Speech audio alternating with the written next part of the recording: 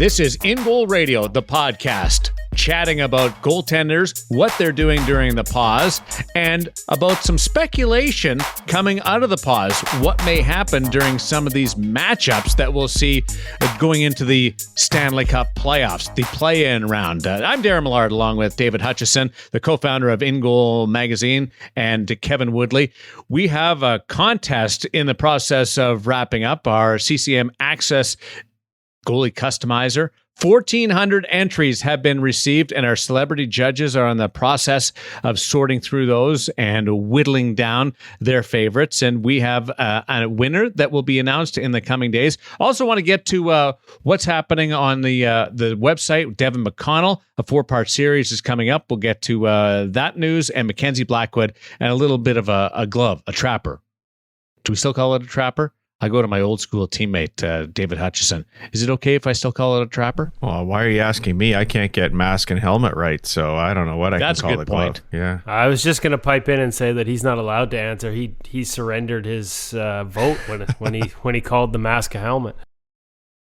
I call it a glove, but that's not fair to the blocker. It's a glove as well. I mean, It used to be blocker and trapper, and now I don't know. I don't think young kids know the term trapper, do they? Come on, Woody, do you young guys know the term trapper? I just call it a glove. There you go. I give it the glove love. The glove, Mackenzie Blackwood story. Our feature interview this week, Jake Allen of the St. Louis Blues, where he's at in the pause. Interestingly, he's approaching 300 games played in the National Hockey League, and has just prior to the pause went over the 7,000 career save mark. A whole lot of action in that St. Louis Blues goal. Stanley Cup champion Jake Allen, and Kevin Woodley sits down with him. So before we get too far into this, just want to bring you guys in on the goalie customizer and the access contest. Where are we, Hutch, and what's the next step in this? Well, we've got some very busy judges who've got a lot of entries to whittle through. As you said already, 1,400 entries. Internally, we're not really going to share those results, but internally we're all going through them too, because it was just as interesting for all of us. Looking forward to us comparing our winners, our favorites. I know that some of them are really standing out. I loved it for the wide variety of designs we got, and the creativity, of course, that came out in some of those sort of extra effort entries where people we even got video that was effectively photoshopped. I mean, it was really cool to see everybody come together and just enjoy the experience, much like they did with the helmet design contest as well. So great for everybody to have something to do together, and we thank our friends at CCM for making that possible. And credit to CCM and the customizer and the amount of different color options and zones. There were some similar themes in terms of, we saw a lot of purple, saw a lot of gold there, and a lot of Vegas gold. We saw a lot of orange, but I bet you could count on a couple hands how many sets were actually identical when you started to work in, the ability to customize the color on the back of the pad, the calf wrap, the inner edges. Like, there were so many little tweaks you could make. The way you use the graphics and the layering there were so many different little things you could do that, again, I don't want to say definitively no two sets were the same, because maybe there were a couple, and among 1,400 entries, it's kind of hard to sort. But for the most part, there were subtle differences everywhere, and it's the judges have got some tough work cut out for them. And the interesting, we haven't really laid out any ground rules. Can they side with an entry they liked because of the effort put in, or does it have to be pure aesthetics on the design? They're sort of bantering that about as we speak right now. Because it does come down to the pad and the blocker and the trapper and that design. But you're right. There were some really cool attention grabbers. Yeah. Well, if nothing else, they get extra consideration. They got the eyes of the judges to have a closer look at the pads themselves, to put it that way. Yeah. And one of those just graphically was one of my favorites for sure. Something that stood out for me was that just a couple of years ago, of course, we all loved to see dark sets because they were so unusual. Everybody was using white bases, and now it seems that most of the gear that we saw in the contest, I think, was more dark. And every time I saw a pair come up that was largely white, it stood out for me. And now I'm like, oh, what a nice change, an almost white set. things have come around. And I got to say too, we did the same thing with our set, or at least the first set, the blue set. Mm-hmm. We wanted it to be bold and pop, and so it's all dark, different tones of blue, little silver and gray in there, a little touch of green, like it's multicolored and it's all a dark set. I've since seen, and especially on this access pad, with predominantly white with just a little bit in the trim areas and using some of the printing pattern areas for color. I've seen some that really pop. I almost wish I had another go at it with a white background, because I think that may jump a little more than even the dark set these days. Mm-hmm. There's so many options to the point where I see them in the factory, and if this particular design that's in my head right now wins, the manufacturers are going to be sitting there going, come on, that's too much. There's so many different tweaks and colors and combinations that it's absolutely amazing. So we have the contest. The entries are in. Judges are going through it, and now we declare a winner this week. Friday, June 5th. And we should probably mention, no big deal, but the judges are none other than Roberto Luongo, Charlene Labonte, 4-time Olympic gold medalist, Jean-Sebastian Giguère, Stanley Cup and Conn Smythe Trophy winner. Not a bad list of names. And of course, the one thing they all had in common, they were Premier 2 goaltenders. CCM Premier 2 goaltenders, and that of course is a line that the new Axis pad and gloves replace. So pretty cool. CCM hooked us up with a couple of those judges, Charlene and Jiggy. Obviously we have a bit of a relationship with Jiggy too, and then Roberto through our relationship was willing to do it as well. So not a bad little arsenal of judges to pour over those 1,400 plus entries. I think we're just under 1,100 on Instagram, and just under 1,200 on Instagram, and over 220 something on Twitter. So actually over 1,400 entries. Well done, everyone. The winner has their set manufactured and delivered to them. So that is very, very cool. We'll have the winner on next week's InGoal Radio, the podcast.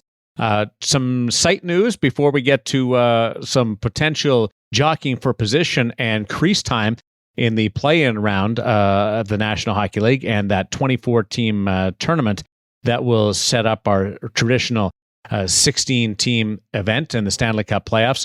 Hutch, Devin McConnell is going to be launching a nice little 4-part series. Yeah, just a reminder, Devin is the sports science director for the New Jersey Devils, and he became an InGoal member, and we noticed and then reached out and asked him to be part of the podcast, which he did, and it was certainly my favorite interview just because it's up my alley and my background, and we had a great time chatting together. And on that podcast, Devin mentioned this daily prep that the goaltenders in New Jersey do, and it sounded so, I don't know if I want to say involved, I guess. There was a lot to it. I assumed it was a very lengthy day they were putting in, and he said, no, it's 10 or 15 minutes. So we enlisted him to put it together for us here at InGoal.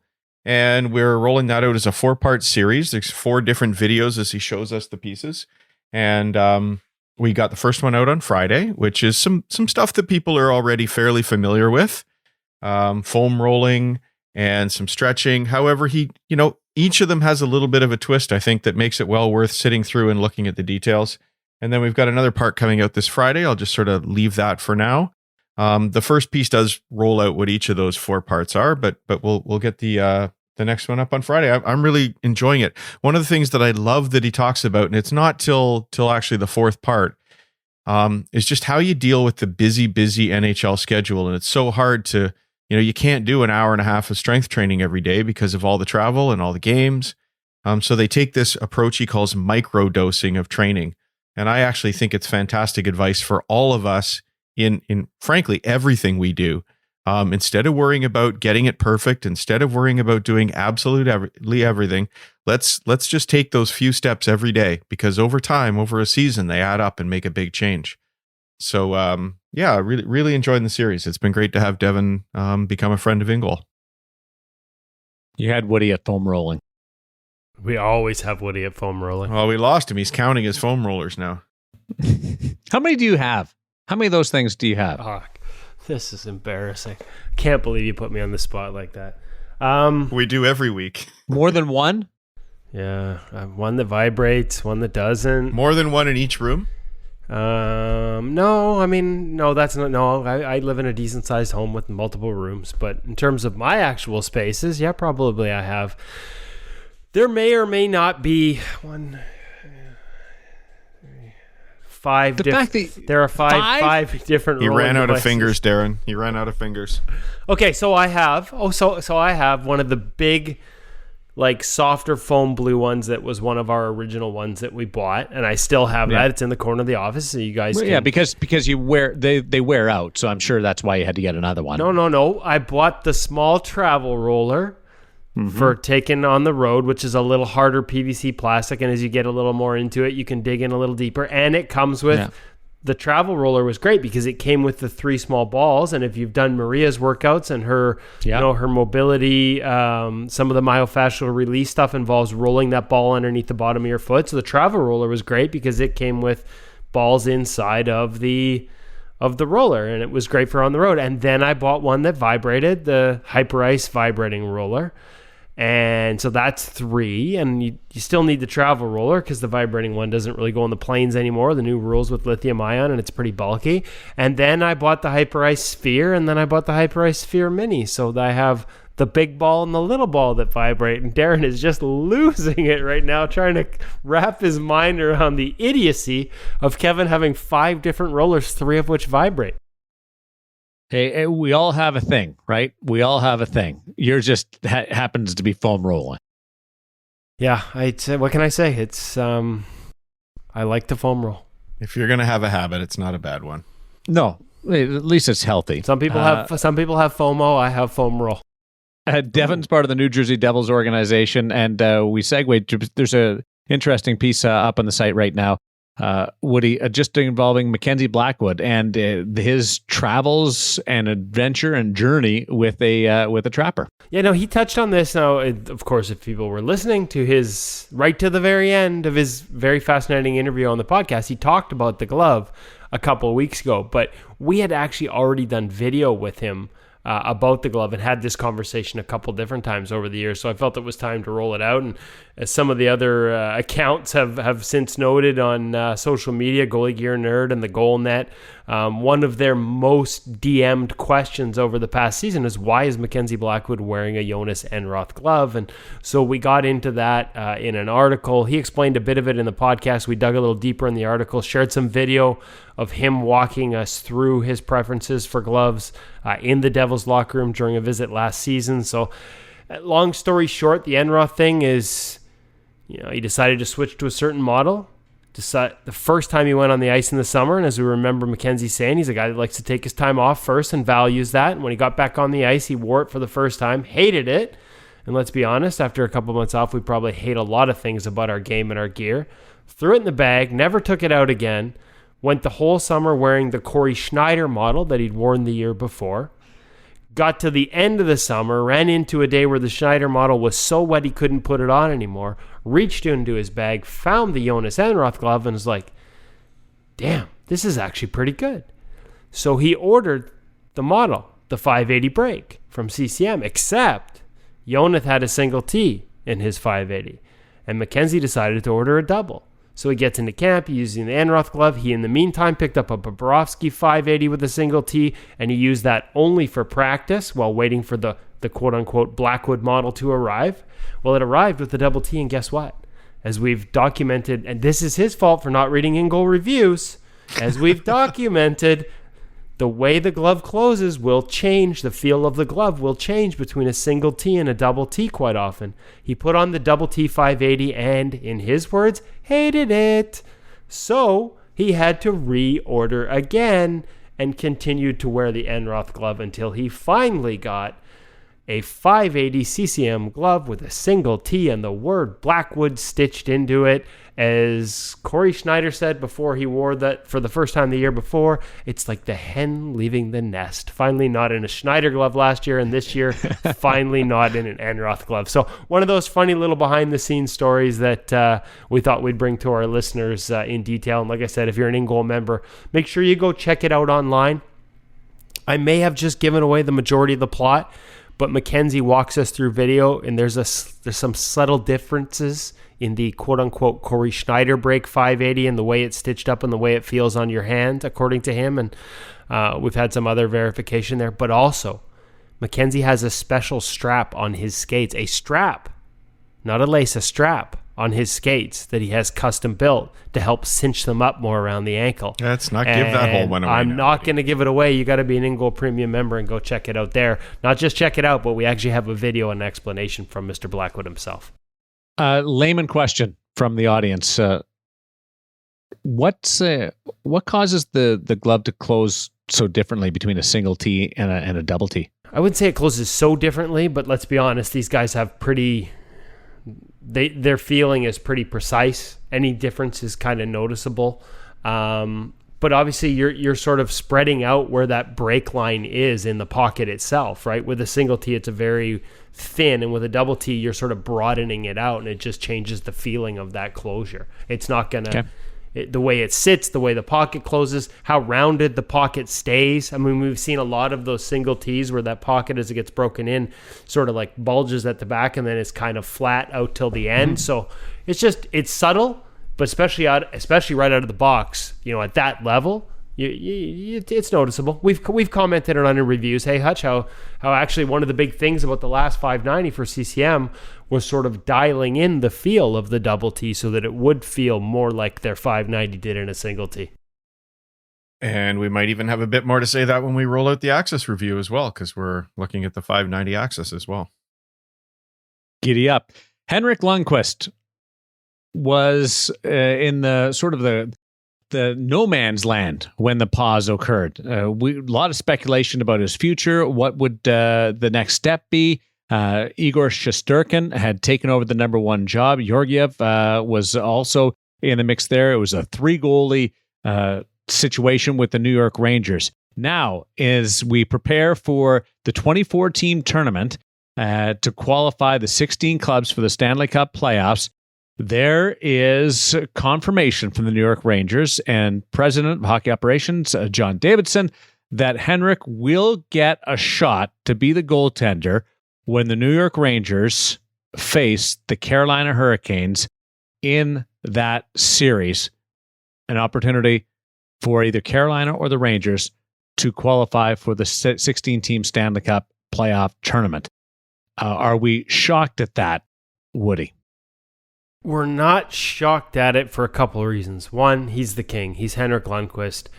You're going to say the right things. Now listen, if Igor Shesterkin comes back and out of the gate is able to play at the level that he played at before the season was put on pause, this is probably a moot point. Not because of, let's be clear, not because of anything Henrik Lundqvist can or can't do anymore, but because in the second half of the season, Igor Shesterkin was hands down the best goaltender in the National Hockey League. Looking at ClearSight Analytics and the adjusted numbers, the best. That's 10-2 record. That's how good he was. All the numbers back it up. But not only is it the fact that Henrik Lundqvist... so there's two parts to this. One is Henrik Lundqvist against the Carolina Hurricanes over the past 2 seasons is dominant.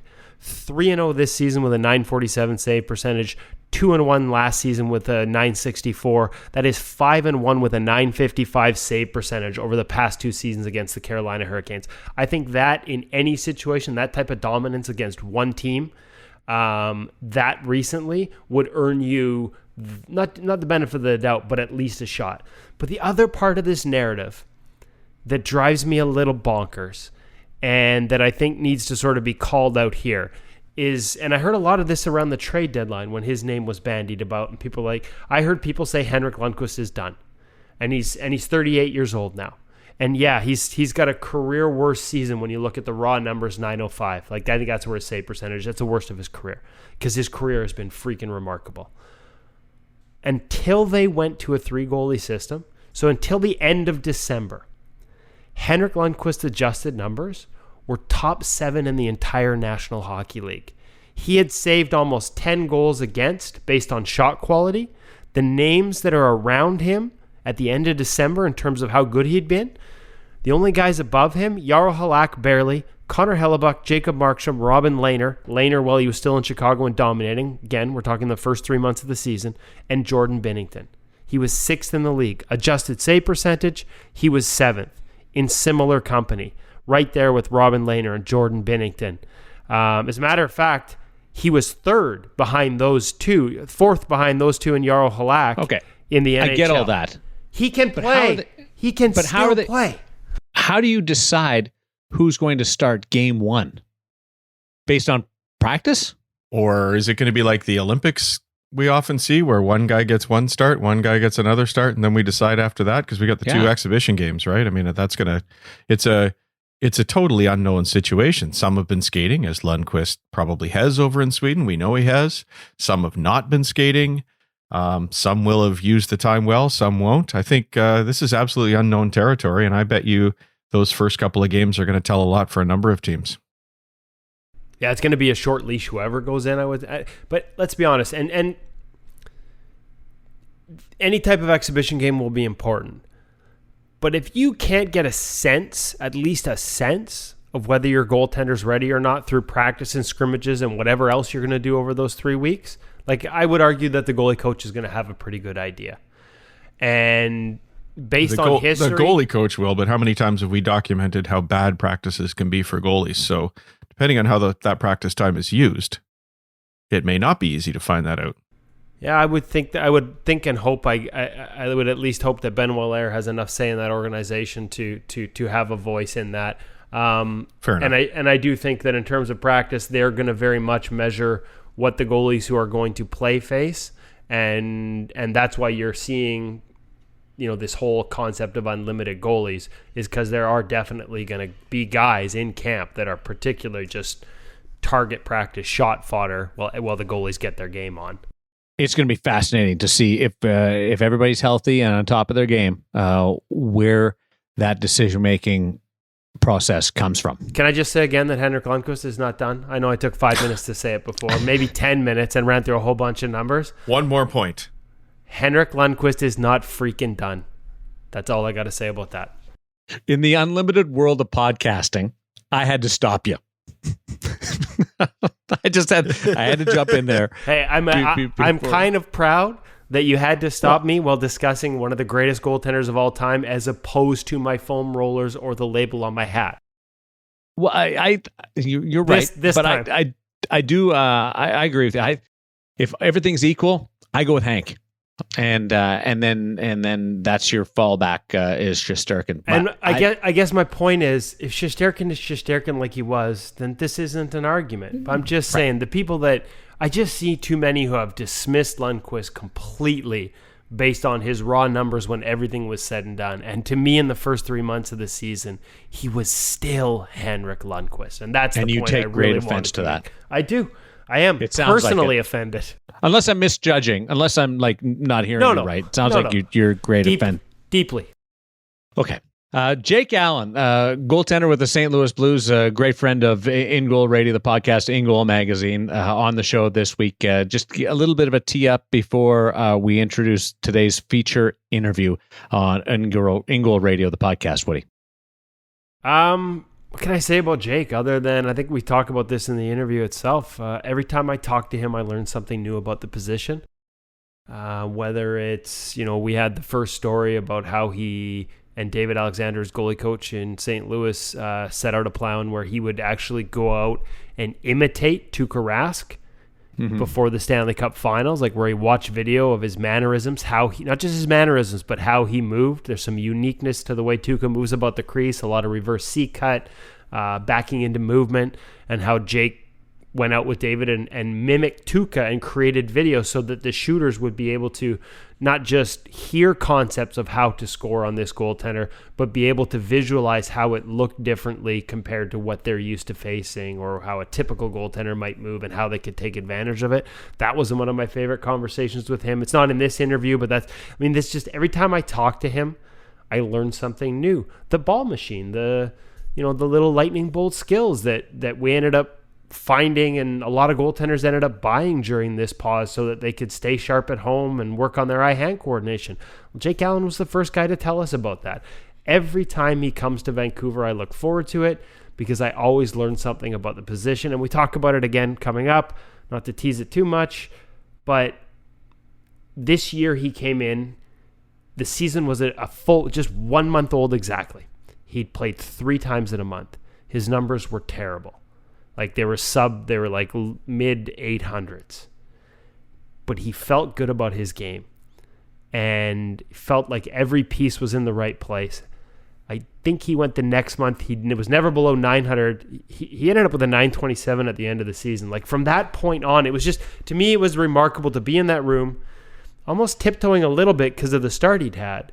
And yet he was so confident in the process. And then to see him leave Vancouver and almost the next night, it might have even been the second half of back-to-back, start this role where everything he had told me that didn't match the results he'd had started to match the results. And the lessons that I took out of that in terms of the importance of understanding process, not focusing on results, being able to concentrate on the right things as a goaltender and not start to chase change. I was so impressed by all those things. And again, those are the type of conversations you get when you talk goaltending with Jake Allen. As he says in the interview, he's not a goalie nerd, but he kind of teeters on that edge. He's made 7,009 saves in the National Hockey League. Jake Allen, what will we learn today on InGoal Radio, the podcast with Kevin Woodley?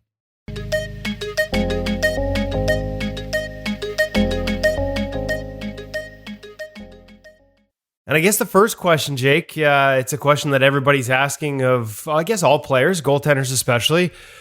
How you holding up? How you staying busy? How, with these recent announcements, where's your mindset at in terms of getting back to play and where you're at in terms of trying to find your game after 2 months off?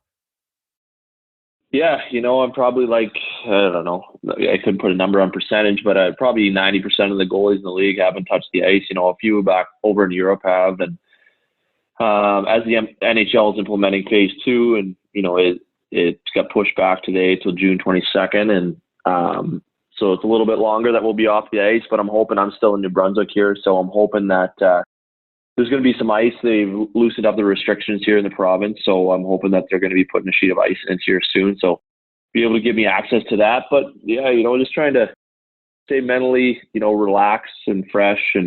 But now that you're going to go back at some point. Again, we're not exactly sure when that's going to be, but sooner rather than later. And there's light at the end of the tunnel. There's definitely been some days where you're, over the last couple of months where you sit there and wonder if this is ever going to happen. But now that there's actually, there's a plan in place, just trying to stick to my routine, stick to my workouts as best I can, and trying to almost treat it like a summer, basically is what I'm doing. And I feel like most of the guys would be in the same boat. It felt like early on, guys couldn't quite go there. Like, you had 1 foot in staying ready to play and 1 foot into summer. Did the fact that you almost got to that point where it's like, okay, we know there's going to be a significant time, getting to treat it like a summer, do you think that's an advantage versus, some of the guys have talked about just feeling like they're halfway in, halfway out the whole time? Yeah. I completely understand that feeling. There's days where you're like, man, I don't really know what's going on here. Like you'd like to take a little bit of a breather, but at the other end of it is things could change on a dime, and we could be playing soon. And it's such the 24 team format with, every game being so meaningful. There's no real time to waste. So, I think it's really good that we're going to have a fairly long training camp, at roughly 3 weeks is what they're talking about. So that's going to give us ample amount of time to really get back. And I imagine if we wanted to skate every day, we probably could. So, and then we'll still have obviously practices in between. But yeah, the 1 foot in, 1 foot out thing is definitely a variable. But now that there's a plan, like I said, in place, you sort of got to get back into it with those 2 feet. And some days, yeah, it might get a little repetitive and boring, especially with no ice and a lot of the places for the guys. But we know we're doing it for the right reasons. And like I said, the hockey's going to be a battle, and it's going to be it's going to be chaotic hockey, and you don't really know what to expect, especially with all the scenarios and what teams are going to come out as. But you got to be ready. Now, what kind of things have you been doing? You were one of the first people. We talked to you early in this process. So gracious with your time to do some pro reads, which we're still rolling out at InGoal Mag. So thank you for that.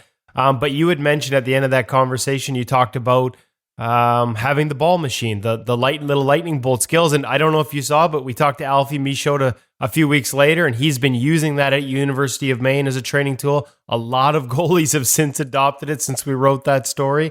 What are some of the things you have been doing beyond just staying physically ready? Have you done any eye-hand stuff? I heard maybe you'd even dipped your toes into the virtual reality realm. Yeah, I have. I've dipped my toes into that, and like I just told you, I'm not a technology savvy human being, but I'm trying. I've never played a video game or anything like that in my life, so it's definitely a different experience for me. But I think it's a good one. It's opened my eyes to quite a few things, and it's actually fun, so it's enjoyable to do.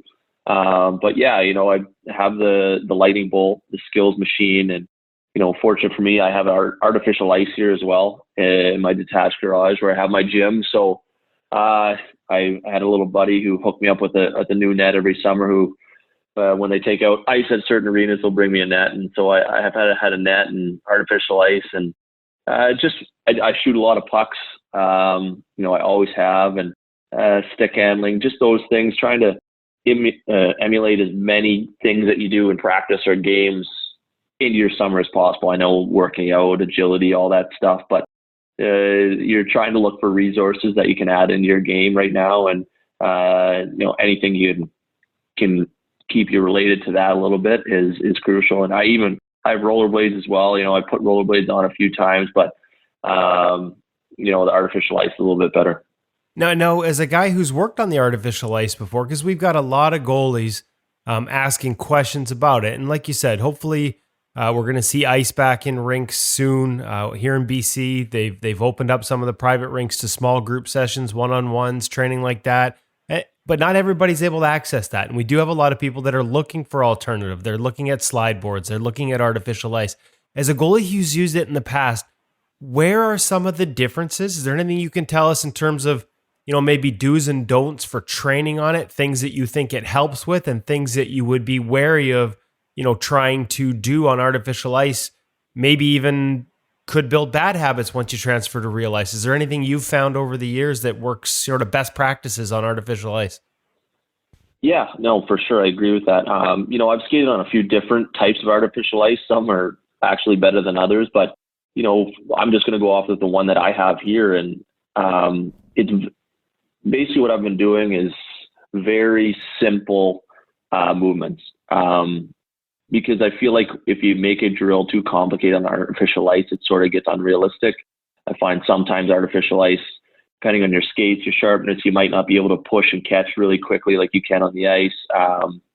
And the majority of my work is all done on my feet. I rarely go down. Maybe if I do go down, it's a stationary drop. It's no real slide into it. Maybe a little bit of a butterfly lean almost type, shuffle and drop, but really no major sliding. I really never use it for sliding.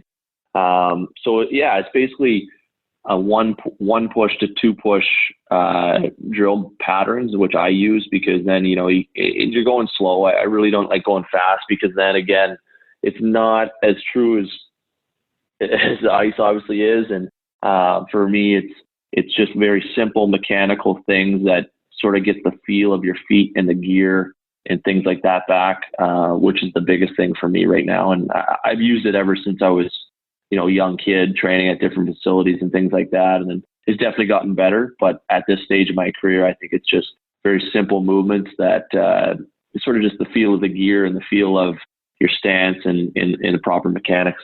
I was going to say the proper mechanics of simple movement. I think if there's one lesson I've learned covering NHL goaltenders over the years and then talking to young goalies, it's how sometimes maybe the kids overlook the importance of doing those simple movements, drills they might find boring at a young age, but you guys are working on those things and doing them right and executing those simple pushes, with a perfection and a precision, how important that is right up to the NHL level, even being in the league as long as you have already.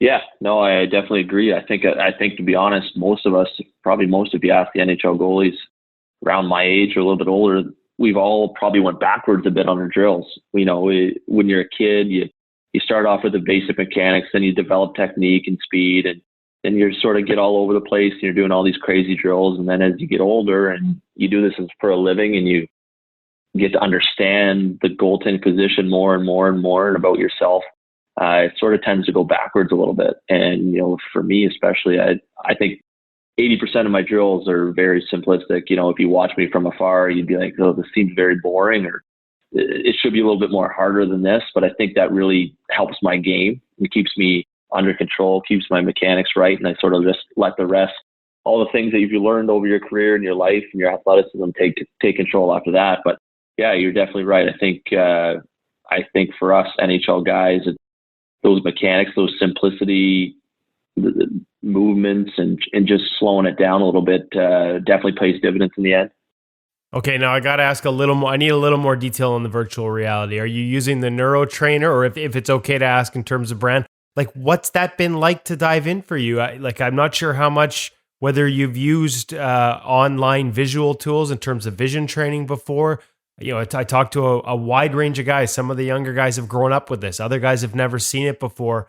Was this a first for you? And what's it been like to have a headset on and paddles in your hand and reacting to balls? Do you feel like it could translate? Yeah. There's definitely correlation there. You see a lot of the, you can't simulate exactly what an NHL goalie's doing.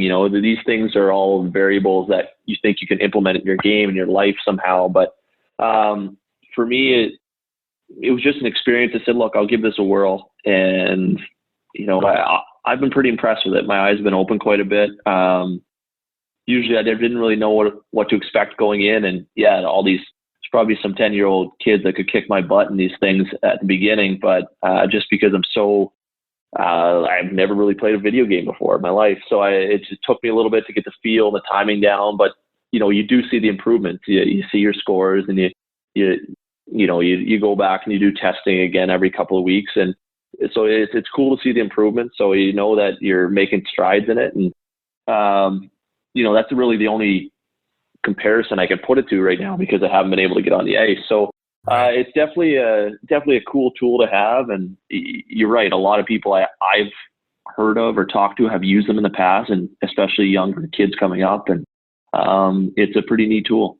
Do you see it from as it was introduced to you, and in terms of, obviously this is a time where you're looking for any advantage. You can't get on the ice. You can't do a lot of things you normally would. Not so much just the reactive element, but the cognitive training aspect of it. Because a lot of these, as much as there's that reactive hand element with the virtual reality model you're using, a lot of the ones that maybe come up short of that and are more about vision and actual cognitive training, being able to process things faster. Is that part of the pitch for you to try something like that? Yeah, I don't think it's really the reaction stuff that I'm really worried about right now. The other part that you just said about the cognitive side of it, about trying to get your brain to do 2 or 3 things at once, right, while something else chaotic is going on, is sort of like a hockey game, especially in our position. You got to have a guy with a puck, but then you have 2 or 3 other options you need to know, and where your teams are and what other threats are there. So it definitely correlates that way. And that's what I've been impressed about the most, because that's sort of the way I think in the game is you need to know more than just where the puck is. And I think a lot of these things sort of come back to the position that we play, and definitely makes a difference. So I'll be interested to see. I've only been doing it again for 4 or 5 weeks now. So as time goes on, and it's a simple thing you can do, so you definitely can still do it in season. And as time goes on, it'll be interesting to see how much more it relates. I was going to say multi-object tracking. That's the other thing that I get thrown at me a lot when it comes to those cognitive training tools. And that's what being a goaltender is all about, right? You got to focus on a puck and 10 other things at the same time. Yeah, for sure. And, I find the goalies that are the best in the league or have been the best in the past can do those things in their sleep. So it's definitely an advantage for those guys. And, everyone else is still trying to get better at it. Okay. So I wasn't sure where we were going to go today, Jake, because I feel like every time I get to talk to you, I learn something new.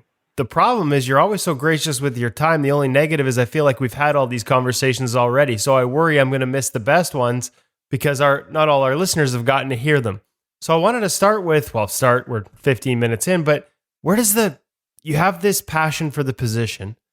Every time we talk about it, like I said, you're clearly a guy who thinks about the position a lot. Where did that come from? Where did that start? How did you get started in goal, and what made you fall in love with this position? In goal. So I grew up in St. Stephen, New Brunswick, which is a small town right on the border of Maine, right near the Atlantic Ocean. And started playing hockey as player, a couple of years player, and we only had one minor hockey team. Everyone rotated goalie, standard stuff when you're a kid. And eventually no one else wanted to play goalie, and I said I'd go back in, and I just stuck with it, honestly. That's sort of how I rolled with it. And I think when I was goalie, I was between 8 and 9 when I first committed to a full season of goalie. And then it just sort of took off. I think the biggest thing that really started me, and I used to love the Florida Panthers and John Van Beesbrook. So he was my guy. He was my guy when I was little. Obviously, what brought me in was his mask, in the Panthers jersey back then, and the big cat on his mask. And I said, if I ever played with the Panthers, that would be my mask. I always said that when I was a kid. And, I think the jersey and when he went on that run in the 96 finals all the way to lose to Colorado, that was just an unreal year. And I know I was still a young kid then, but he was my guy. So that's where 34 came from. And that's really where I started goalie. And then when his career started to fade away, I really focused on Marty Brodeur, and then sort of just took off. And so that's really how I got started. Now, who were some of you come from a generation where, it's interesting. Talking to Kevin Weeks earlier today, and he was kind of stuck in between. He was halfway through his pro career before, the modern goalie coach started to really be established in the National Hockey League. You're kind of coming along at an age where, by the time you turn pro, they're there at almost every level, but certainly coming up, it would have been, I'm guessing, a little more on and off in terms of how much access. So, where did you fall in terms of when you had your first goalie coach, when you started thinking about sort of that side of the game, the coaching, the technical, versus just going out and playing as a kid and loving it for that? Yeah. Growing up here in New Brunswick, there was limited options, but like you said, it started to become more of a trend. Probably when I was 13, 14, 15, 16 years old. So really, I think it was my dad. For me, I was just playing to play, and I think he realized I was pretty good at my position. So he threw me into a couple summer camps, standard summer camps, but it wasn't really one-on-one instruction until really I went to the Alexander goaltending camp, which is Dave Alexander, my goalie coach now, father. He's run a program in Moncton for 20, 25 plus years now. So that was my first real camp. I was 14, I believe, then when I first went for a week session, and then I went again when I was 15, and sort of took off from there. And then I went back to Alexander with Dave and John every single summer, and Dave actually was my goaltending coach in AAA midget here in Fredericton. He was going to university at the time, just volunteering his time to be a goalie coach, as he has a passion for that, and in his early 20s. And so I've known Dave now since I was 14, and worked with him extensively, obviously. And so that's sort of where that goaltending school side of it took off, and then my career sort of took off that way. But I think just understanding the game and learning about it, and it's really developed since my pro career started when I was 20. Just playing with older guys, watching. I learn a lot from a lot of people. I try to take away something all the time, and whether it's just in the back of my head or on pen and paper, I always try to learn something somehow that I can emulate in my life or my game or what. So I've always just been able to learn relatively easy, and I love the position. I love talking about it. I'm not a crazy goalie gear nerd or anything like that. I just love the way you can dissect it and break it down, and especially when you get to a pro level, and you can really break it down a lot farther than most people think. So, that's sort of where it's all developed, and obviously over time and experience, and as you get older, you get a little bit wiser and a little bit smarter. Well, I think I do, but. So that's sort of where it's all all came full circle. I was going to say, I totally screwed myself there because I wanted to tell the story. I remember you telling me about Dave Alexander before he had started coaching pro, and that, how good a coach this guy was. Obviously, the guy, as you just told us, a guy that you worked with from a very young age. And then, boom, he's your goalie coach. Obviously spent some time in the Tampa Bay organization after that. But you had told me years ago that, this guy is going to be a great coach. He is a great coach, and he's going to have success. So what was it like to get to all of a sudden he's with you with the St. Louis Blues. He's working with you there. You guys go on and win a cup together last year. What's that experience been like?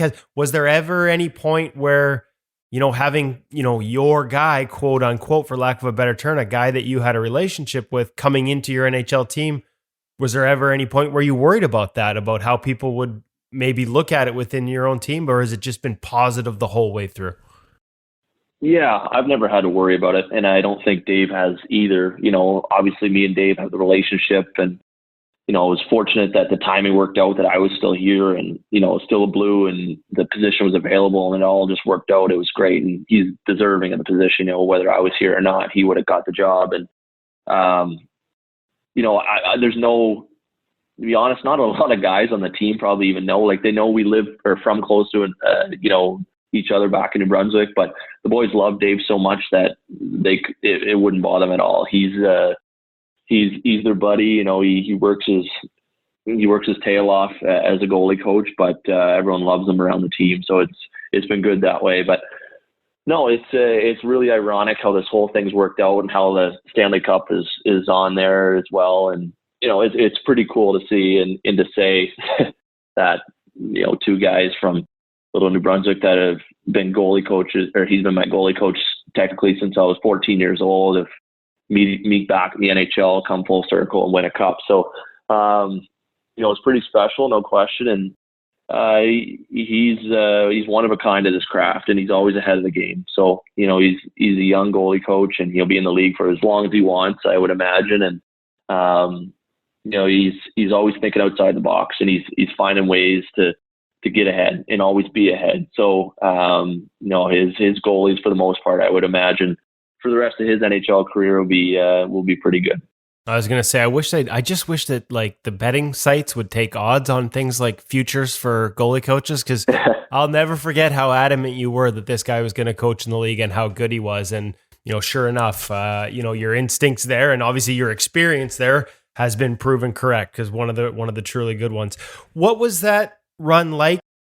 How tough was it at times? And we've talked about this, to take the back seat as Jordan took off and to embrace that role, a very different role for you, and contribute in that role as well.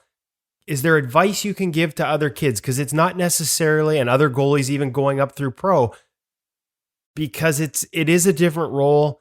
It's not always an easy thing for everyone to accept, and yet you've had success within it. You embraced it without sort of accepting it as anything other than still your best. You've had a sensational season this year. How did you approach that? Because that couldn't have been easy at times mentally, and yet everyone I talk to just raves about the way you handled the whole thing and still continue to work to become a better goaltender. You accepted the role given the situation, but didn't see, like, you never stopped trying to get better throughout it. Yeah, no, you know what, like, again, this is part of me, just most goalies will tell you the same thing, older and wiser, and it wasn't going to rub me the wrong way.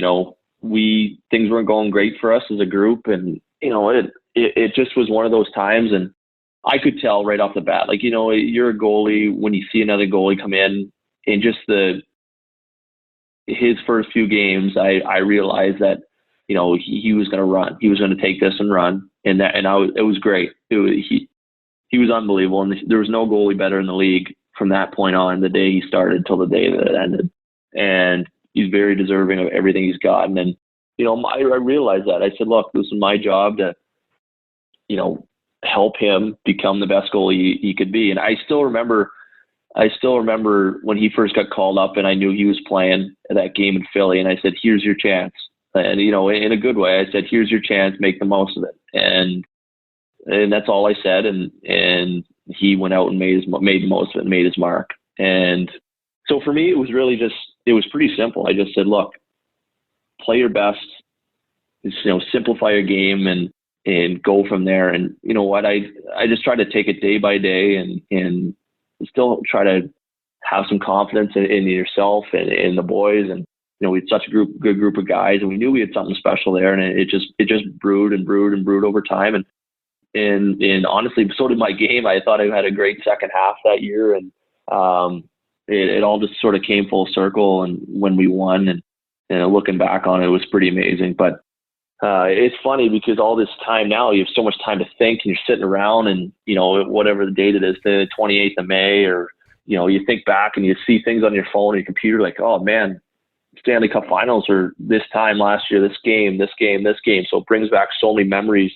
But yeah, taking the back seat, it's just part of it. It's part of the position. It's part of the job. You see it so much nowadays with goalies, and it doesn't mean you're a bad goalie. You want to try to be the best goalie you can be, but the best person you can be also. I have a lot of respect for that, as being a good person and a good teammate goes a long way with me. And so that's sort of the mantra I try to preach to myself. And same thing coming into this year. I knew the situation coming into this year. I just said, look, every single chance I'm going to get, I'm going to make the most of it. And I'm going to practice hard and play hard and do the right things and carry over what I did in the second half last year to this year. And whatever happens, happens. And, Binner, again, I knew he was going to have a great year. He had a great year again. He's already had over 30 wins in his first full year. And he's going to be a hell of a goalie in this league for a long time. But I really needed to focus on myself and make sure that I had a good season as well. And, I did that. And now we're up to whatever task is next coming into these playoffs. But it's just part of the business and part of life. So I really wasn't overly concerned about it. I know I'll get another chance, here soon. So it is what it is. I was just going to say, you said you had a good season. You had a hell of a season. 927 save percentage when they paused it in mid-March. But it didn't start necessarily, at least statistically, the way you might have liked. And a lot of people were looking at those stats. And I remember you coming into town here in Vancouver early in the season. And again, it's every time you come into town, I learn something, I take something away. And that's why I love these conversations. But the numbers weren't there, but you felt your game was. And sure enough, shortly after that, the numbers started to match how you felt about your game. And you've taken off ever since. And so I guess the question is, how do you separate results from performance and not give in to, maybe like if there is a statistical slide, if you feel good about your game, you have confidence in that and you don't go chasing changes unnecessarily.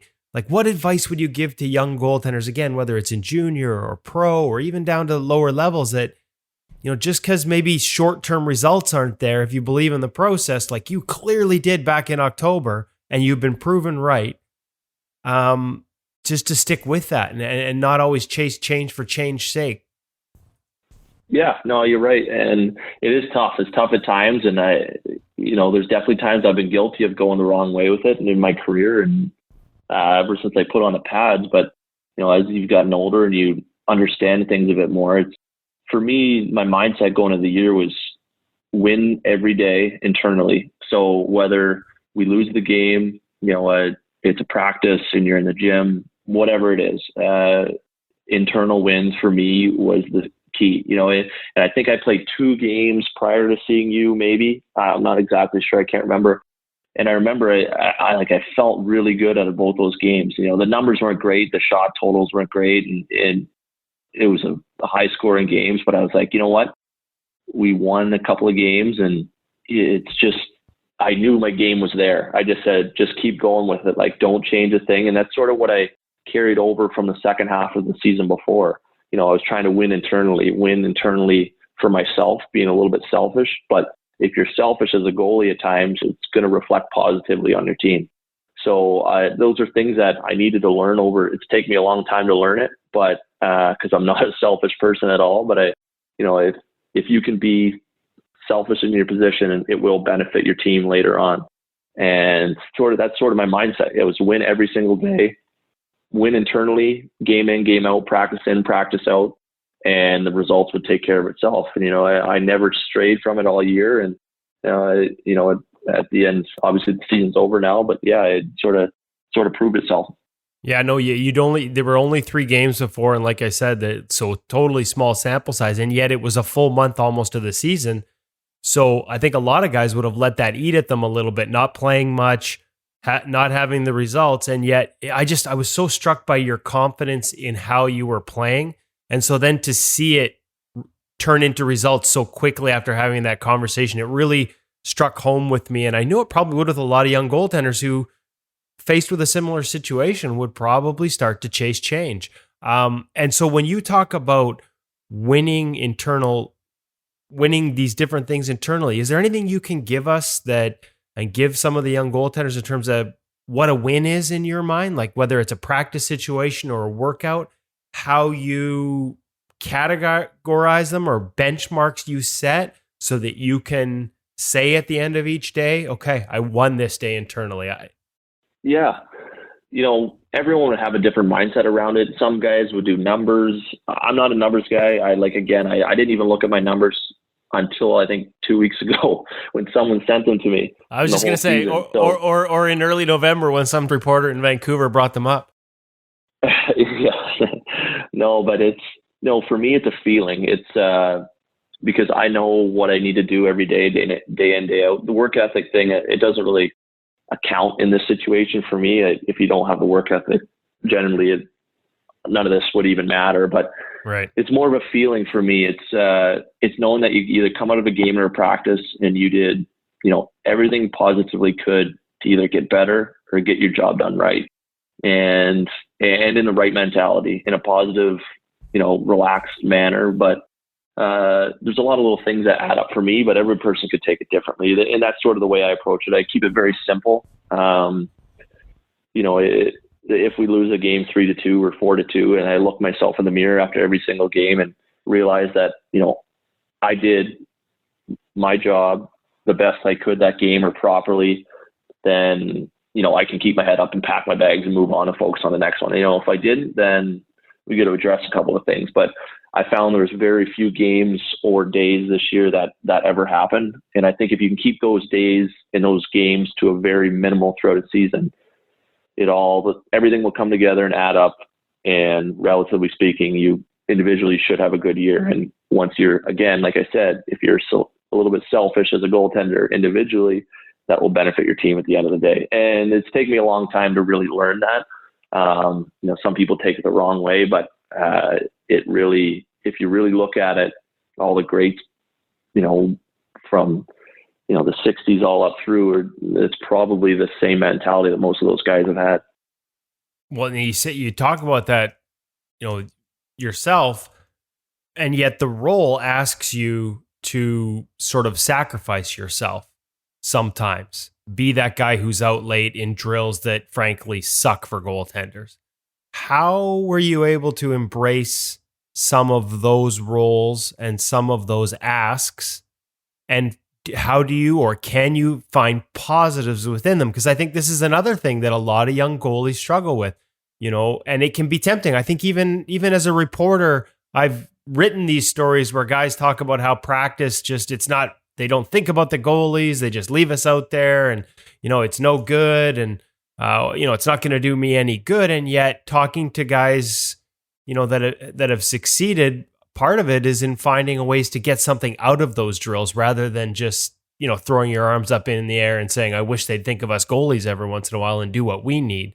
How'd you approach that? How'd you manage do you try and take things out of certain drills? Do you just accept that there are some that aren't going to be fun as a goalie? What was your mindset around that? And obviously you would have experienced that long before this year too. I mean, no matter what the role, this is part of life as a goalie.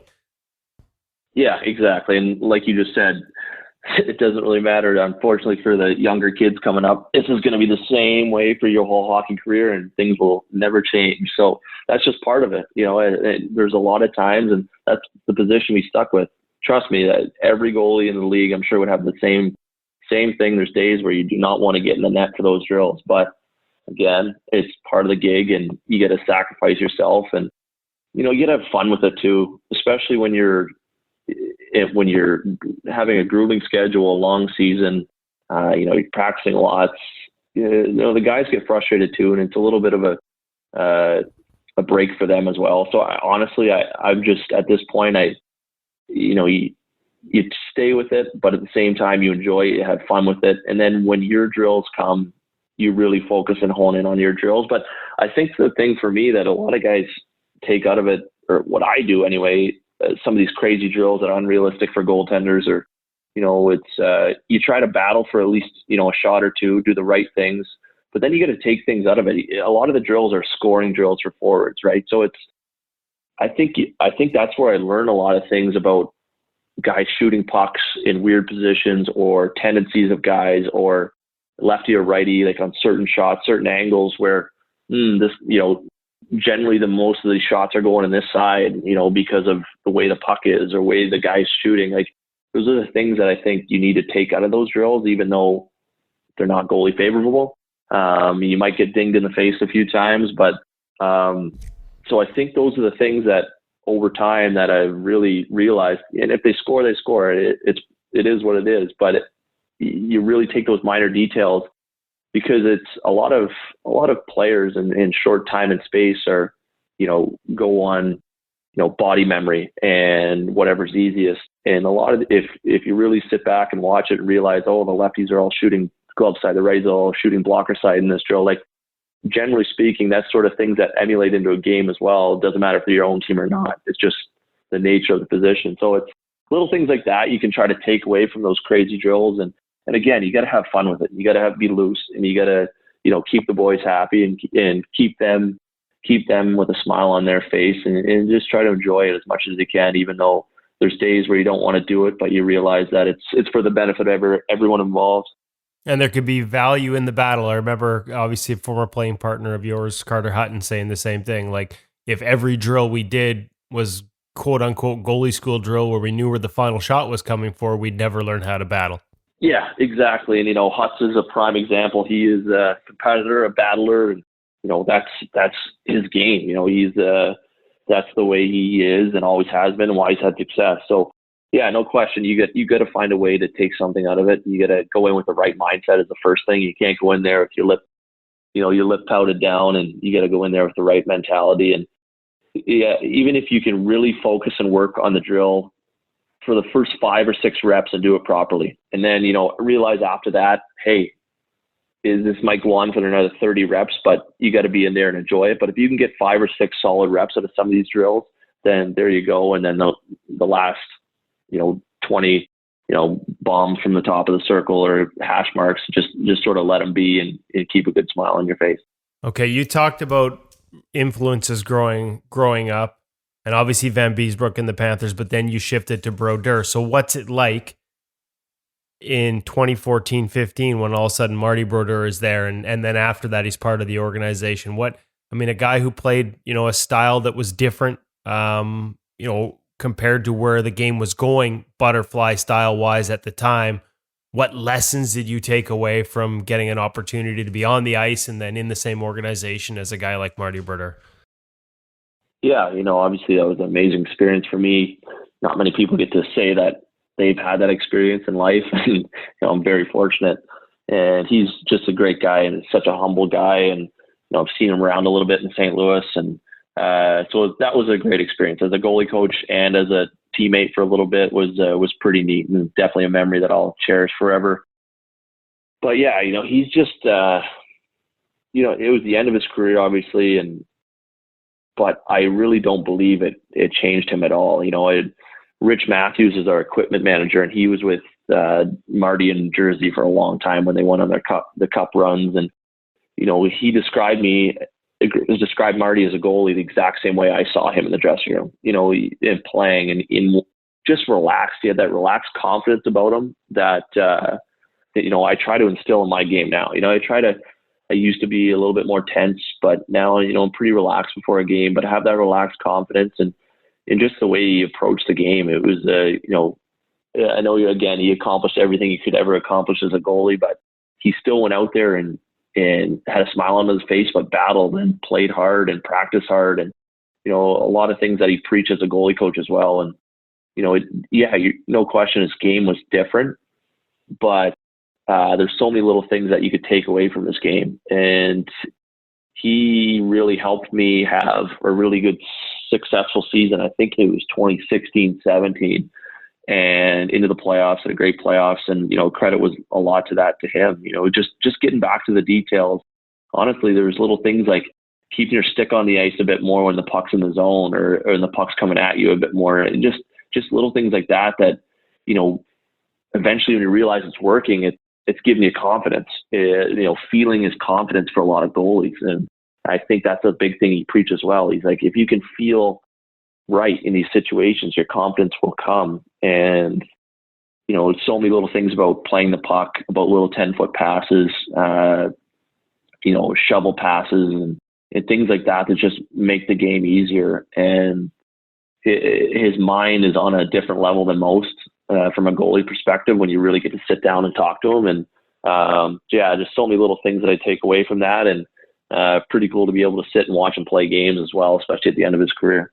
That's awesome stuff. Jake, hey, listen, man, I'm looking at the clock here, and I can't believe I've already taken 40 minutes of your time. I just wanted to say thanks. I'm actually, the guys ribbed me a hard time for always having one less question. I've probably got about a dozen, but we've been at this a while, and I really appreciate this. So I just wanted to say thanks. I also wanted to give you a chance.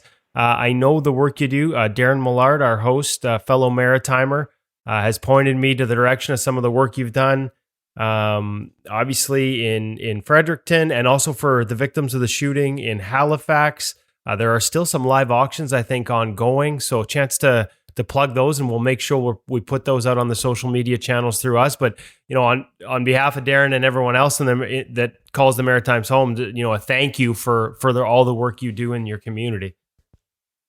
Yeah, no, I appreciate that. And the Maritimes is, most people know we're a small, tight-knit community that, revolves around three provinces, but three tiny little provinces. So everyone's connected in some shape or form. All your friends are only a couple hours away. And so, it's a no-brainer. And honestly, my agency, Hal Roy, who actually lives in St. Louis now, but is a Maritimer himself, sort of headed this whole idea for the Nova Scotia families and the victims of the shooting. And it's sort of taken off, and they've done a great job with it. But me and my wife tried to find a way to give back here in Fredericton. As we have our own nonprofit organization that we do a golf tournament with every summer. And, obviously with the circumstances now, couldn't do anything in person, try to do everything virtual, and able to create and raise some funds here in the city for people that have been either out of work or, affected by COVID-19, and just finding a way to help them out a little bit for the time being, put some money back in their pockets, just to make the pain a little bit easier. And fortunately, here in New Brunswick, things are opening up just like the rest of the country a little bit more. So people are getting back to work. But for those little wild times were obviously unclear and muddy and didn't really know what we were dealing with. So they're just little things that, we always trying to find a way to give back. And especially here in New Brunswick, and, not many players are from the area that get to make the NHL. So I feel like we're on a pedestal for the time being until I get too old and can't play anymore. So I'm going to try to make the most of my time. Well, good on you for putting that back into the community. And thank you again. I know our audience, there's a lot of great takeaways for goalies of all ages out of this interview, and I know they're going to really enjoy it. So thank you so much for taking the time. Yeah, no problem at all.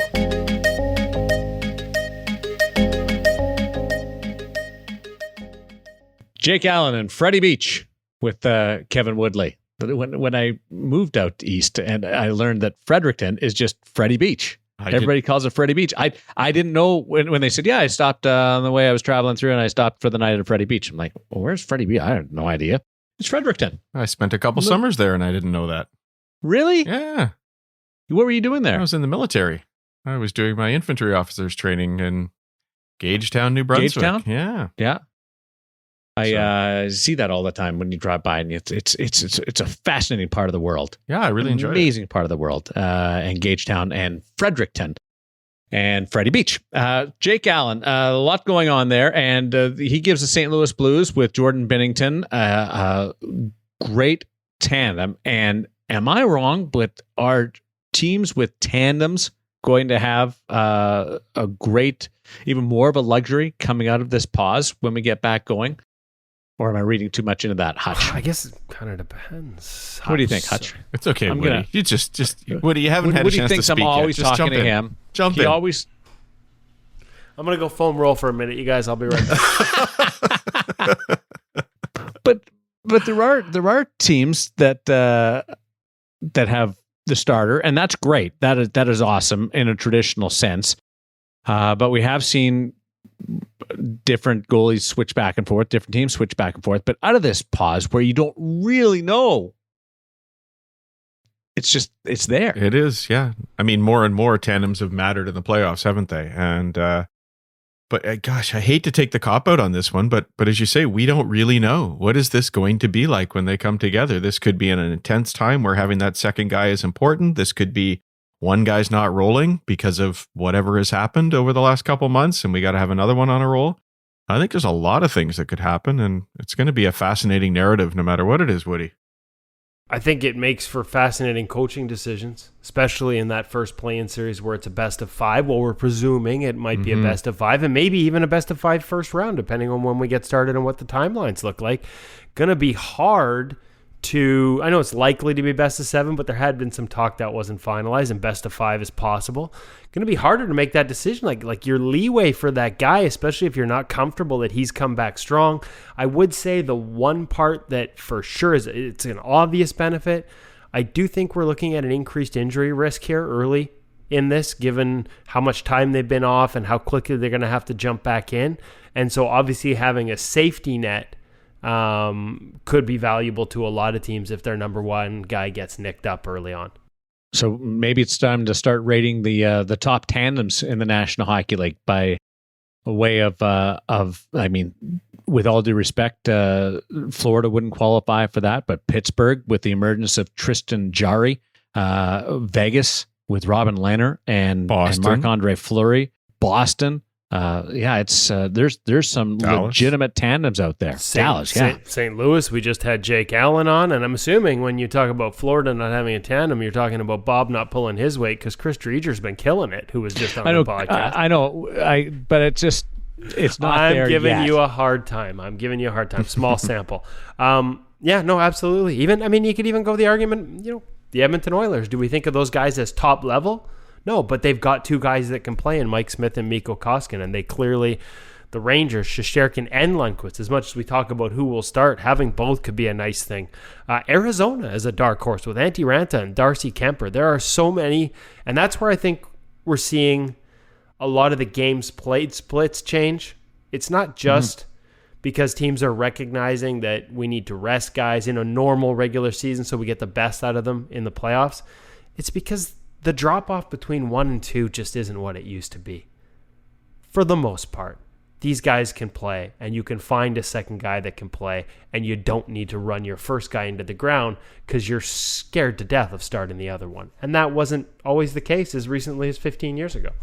It's so awesome that we're even talking about this, and because there is a plan in place, there's a format in place, and the next step is to get to phase 2 in the small groups, and then into phase 3 for training camp. But it speaks to the tiny bit of progress that we've seen in this battle against COVID-19. So the customizer and the contest, just for everybody's last reminder, the announcement will come on June 5th, and we will have a winner next week on InGoal Radio, the podcast. Hutch, how excited are you? I am so excited. I actually can't wait to see what the judges come up with. Having been through all 1,400 entries, like, it's going to be cool. Is it one of the ones I picked out, or is it going to be something completely out of left field that I didn't even see because they loved it so much? So yeah, I'm super excited. I'm curious to see if it's anyone and anybody who submitted multiple entries, because that was the one caveat we had. A lot of people sent us direct messages and says, hold on, can I submit more than one entry? And we're like, yeah, we want you to. And we did get a lot of notes from goaltenders that said, thank you. This was fun. I spent a lot of time on this, and it was fun, and it was a good time kill at a time when not everyone can go out, can go to work, and we're stuck at home for a lot of us. And so we appreciated getting that feedback, but a lot of you designed more than one. And when you sent the note asking, could you, we said yes. But the caveat is, don't go crazy with wild colors, thinking that you can win and then have, a different set that you submitted built. The winning set is the one that gets built. So we kind of threw that out there to these people, and a few of them were like, I wonder if somebody's nervous now.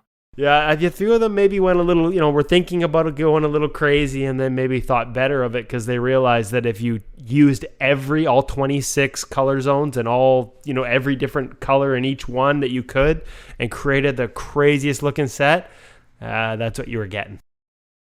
It's all available. You can still go there and design your own set if you're late to this party. Can't be part of the contest, but the goalie customizer at for access at CCM and CCM Goalie is an awesome place just to fool around and go down a rabbit hole. It's really easy to do. Thanks to Jake Allen for joining us, and wish him the best of luck coming out of the pause. And thanks to you for being our loyal listeners and followers and participants in what we do here at InGoal Magazine. It means a whole bunch to us. And when you send us the notes and the interactions, what you like, what you've enjoyed, we love it. And especially those that have made the transition over to InGoal Premium. It's been a great journey for all of us. So on behalf of David Hutchison, Kevin Woodley, I'm Darren Millard. Thanks for listening to InGoal Radio, the podcast. We'll chat with you next week with our big winner of the Goalie Customizer, Design a Set with Access and CCM Goalie.